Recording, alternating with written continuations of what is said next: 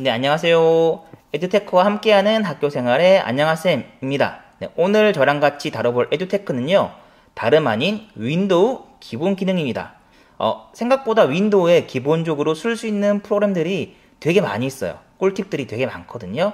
그래서 그거를 제가 하나하나 소개시켜 드리면서 실제로 제가 쓰고 있는 것도 이렇게 꿀팁을 한번 대방출 해보도록 하겠습니다. 네, 한글 다들 많이 쓰시잖아요. 한글에서 이렇게 여러 문서를 열어놓으면 내가 원하는 문서를 찾기가 힘들겠죠? 특히 이렇게 뭉쳐져 있으면 더 그렇더라고요. 전 그래서 이거를 좀 풀어놓습니다. 작업 표시줄에서 오른쪽 마우스를 누르신 다음 설정으로 들어가서 작업 표시줄 단추 하나로 표시해서 항상 레이블 숨기기 이거를 안함으로 바꿔볼게요. 그러면 이렇게 풀어지는 걸 볼 수가 있습니다. 그런데 이럴 경우에는 다른 프로그램을 또 클릭하기 힘들어서 저는 작업 표시줄이 꽉 찼을 때 이걸로 설정을 해서 쓰고 있어요. 이럴 경우에는 한글에서 불러온 문서가 많을 때 이렇게 뭉쳐서 표시가 되기 때문에 오히려 이 정도가 되면 내가 문서를 너무 많이 열어놨나? 하면서 열어놓은 문서를 정리할 수 있게 되더라고요. 네, 전 그래서 이렇게 쓰고 있고요. 또 작업 표시줄 왼쪽에는 조그만 검색창이 있는데요. 여기서 윈도우 기능이나 문서와 파일 등을 바로 검색할 수가 있어서 편리한데요. 그런데 이게 있으면 아무래도 오른쪽에 있는 이 부분은 좀 줄어들겠죠. 그래서 저는 이걸 아예 꺼버립니다. 네, 꺼버리면 이렇게 보이지가 않죠. 그리고 검색할 일이 있으면 윈도우 플러스 S키를 눌러서 검색창을 불러와서 쓰고 있고요. 네, 그런데 이게 조금 불편하신 선생님들께서는 아이콘 정도는 남기는 건 괜찮은 것 같아요. 그런데 이것도 불편하다. 그러면 처음처럼 검색창을 띄워놓고 쓰시면 되겠죠. 이거는 취향에 따라서 선택을 하시면 될 것 같아요. 그리고 원하는 프로그램을 가져와서 빠르게 실행시키는 기능도 있는데요. 네, 이렇게 아이콘을 가져와서 작업 표시줄에 고정을 시킨 후 마우스를 클릭을 해서 실행하는 방법도 있는데요. 네, 이렇게 마우스를 클릭을 하면 실행이 되겠죠. 네, 이렇게 실행하는 방법도 있는데요. 윈도우 플러스 숫자 키로도 실행을 할 수가 있어요. 네, 윈도우와 숫자 키 1, 2, 3, 4, 5, 6 네, 이렇게 눌러서 실행을 시킬 수도 있고요. 네, 앞에서부터 1, 2, 3, 4, 6 순서대로 이렇게 설정이 되어 있습니다. 그리고 일을 하다 보면 뉴스 같은 걸 잠시 보고 싶을 때가 있잖아요. 네, 그럴 때마다 네이버나 다음에 들어갈 필요 없이 오른쪽 아래에 날씨의 마우스를 가져다 대면 이렇게 뉴스가 뜹니다. 네, 이렇게 뉴스를 볼 수가 있고요. 내가 원하는 뉴스를 선택하고 싶다. 네, 그럴 경우에는 톱노이 받기에서 조금 더 뉴스 설정을 할 수가 있어요. 이게 보고 싶지 않을 경우에는 작업 표시줄 설정에서 뉴스 및 관심사 여기서 끄기를 선택하시면 나타나지 않아요.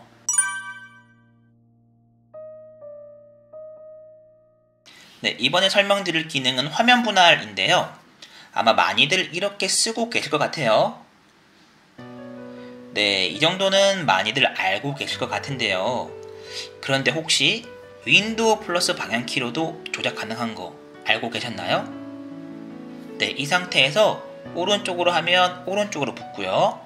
왼쪽으로 하면 왼쪽으로 붙고요.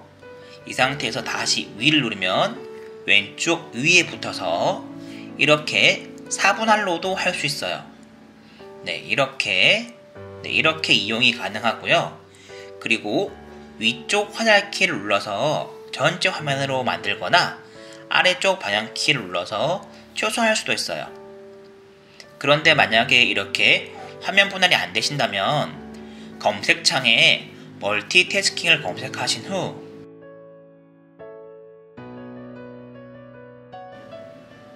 창맞춤 옵션 이거를 켜줌 활성화 시키시면 돼요.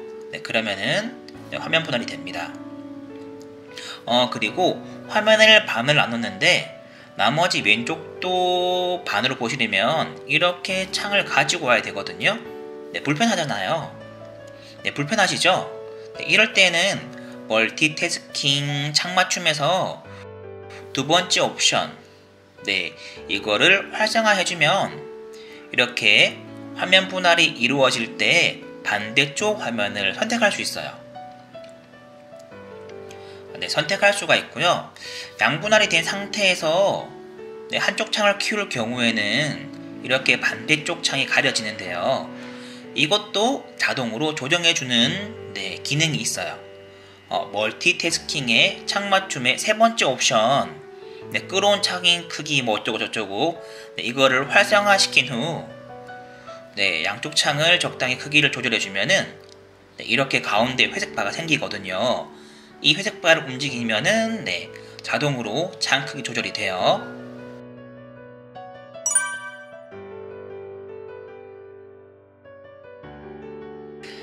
자, 그리고 이렇게 여러 개의 프로그램이 켜져 있을 때 바꾸고 싶으면 보통 Alt 탭을 눌러서 이동을 하는 것은 알고 계실 거예요.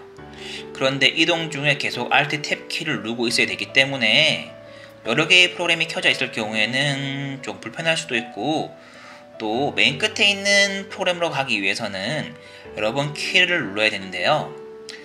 Ctrl, Alt, 탭을 누르면 이렇게 한 번에 전환창이 사라지지 않고 마우스로 선택을 할 수 있어서 유용하더라고요. 네, 그리고 윈도우 타임라인이라는 기능을 통해서도 창 전환이 가능해요. 네, 윈도우 탭 키로 타임라인을 실행시키면 위쪽에 전환할 수 있는 창들이 뜨고요. 아래쪽에는 최근에 실행한 프로그램이라든지 기록들을 확인할 수 있어요. 그런데 이게 개인정보에 가깝다 보니 아무래도 학교에서 공용으로 쓰는 컴퓨터라든지 그럴 경우에는 찜찜할 수 있잖아요. 네, 이럴 경우에는 검색창에 개인정보를 검색하셔서 네, 이제 띄어쓰기 주의해 주셔야 돼요. 개인 띄우고 정보. 네, 개인정보로 들어오셔서요. 활동 기록에 이 장치에 내 활동 기록 저장하기. 네, 이거를 끄시고요. 그리고 아래쪽에도 전부 다 꺼주시면 네, 이렇게 타임라인 아래쪽에 사라진 거를 저희가 확인할 수가 있죠.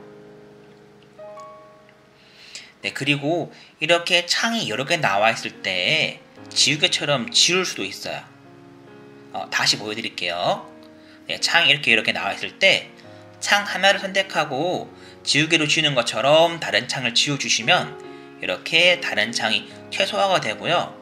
아니면 이렇게 창이 여러 개 나와 있을 때 한 번에 최소화시키고 싶다. 그럴 경우에는 윈도우 플러스 D 키나 윈도우 플러스 M을 누르면 되고요.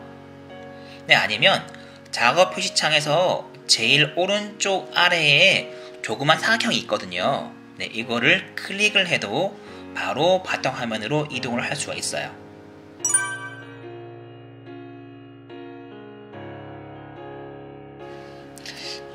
전 개인적으로 많이 쓰는 기능인데요. 학교에서 다른 선생님들께서 이거를 쓰시는 경우는 거의 못 봤어요. 애플의 맥을 쓰고 계신 선생님들께서는 익숙한 기능일 것 같아요. 가상 데스크톱이라는 기능인데요. 윈도우 플러스 컨트롤 플러스 D를 눌러 생성을 할 수도 있고요. 네, 차이점이 느껴지시나요? 네, 이렇게 생성을 할 수도 있고요. 아니면 윈도우 플러스 탭 키를 눌러서 타임라인에서 이렇게 생성을 할 수도 있어요. 장점이라면 업무를 나눠서 하기에 편리하다는 거죠. 1번 데스크톱에서는 성적 처리를 하고 2번 데스크톱에서는 나일스 업무를 하고 3번 데스크톱에서는 이렇게 자기가 할 일을 할 수 있어요. 물론 하나의 데스크톱에서도 다 가능하지만 창 관리나 화면 관리가 깔끔해진다는 점에서 전 되게 매력적이라고 생각을 하고요. 윈도우 플러스 컨트롤 플러스 왼쪽이나 오른쪽 방향키를 눌러서 다른 데스크톱으로 이동할 수가 있어요. 네, 이 데스크톱을 삭제를 하고 싶을 경우에는 타임라인에서 삭제를 하거나 아니면 윈도우 플러스 컨트롤 플러스 F4키를 눌러서 삭제를 할 수도 있어요. 삭제를 할 경우 끄지 않은 프로그램은 남은 데스크톱으로 자동으로 이동하게 돼요. 이렇게 삭제를 해도 다음 데스크탑으로 이동하기 때문에 걱정할 필요가 없어요.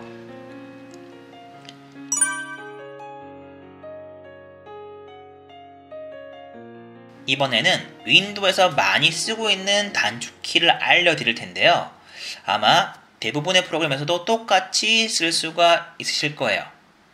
먼저 다들 잘 아는 복사부터 해볼게요. 일단 전체 선택은 Shift 플러스 홈이고요.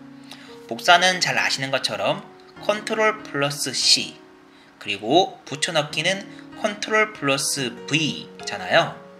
그런데 윈도우 키 플러스 V를 눌러도 붙여넣기가 된다는 사실 알고 계셨나요?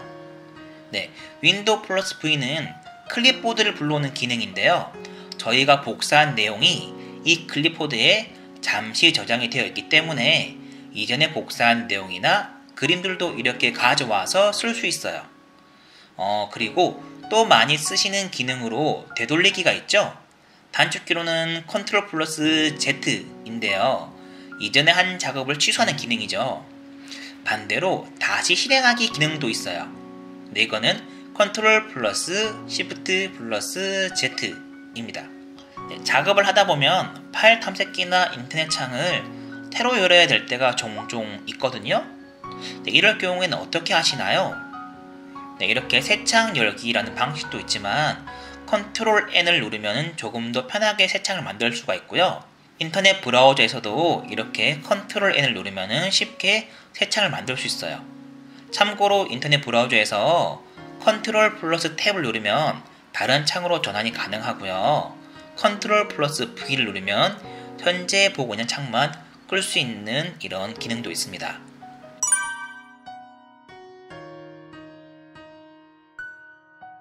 학교에서 생활하시다 보면 종종 스크린샷을 찍을 일이 생기실 텐데요. 어떻게 하고 계시나요?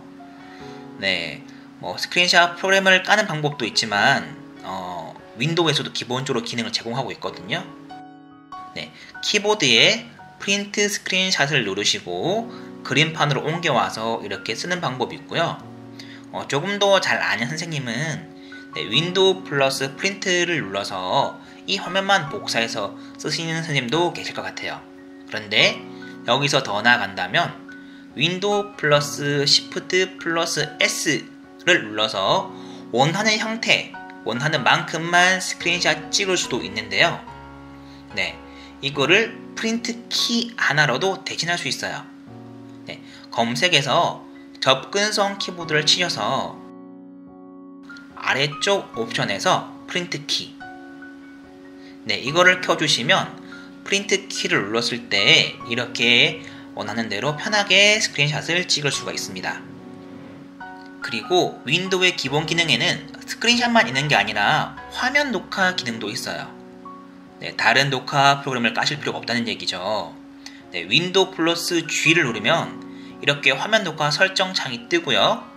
왼쪽에 있는 화면 녹화 버튼을 눌러서 화면을 녹화하고 저장한 다음에 저장된 영상을 보거나 저장한 위치에 가서 파일을 복사해서 쓸 수가 있어요.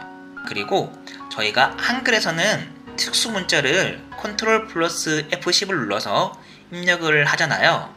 그런데 파워포인트에서는 어떻게 입력할까요? 크게 두 가지 방법이 있는데요.